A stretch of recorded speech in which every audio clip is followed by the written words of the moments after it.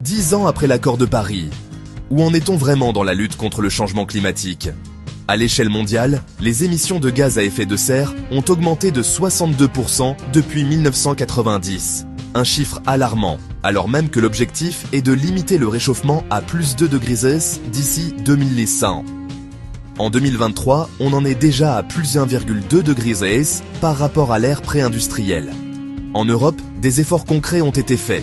Les émissions ont chuté de 36% et l'objectif est d'atteindre 55% d'ici 2030.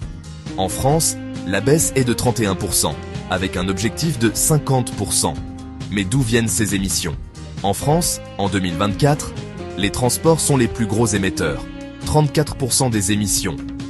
Et c'est le seul secteur où les émissions n'ont pas diminué depuis 1990. L'agriculture pèse 21%, en baisse de 18%. L'industrie manufacturière et la construction, 17%, en chute de 55%. Les bâtiments, 15%, en baisse de 39%. L'énergie, 9%, avec la baisse la plus marquée, 58%. Les déchets, 4%, en légère baisse. Et il y a un héros discret, le secteur UTCATF, les terres et forêts. Il absorbe plus de CO2 qu'il n'en émet.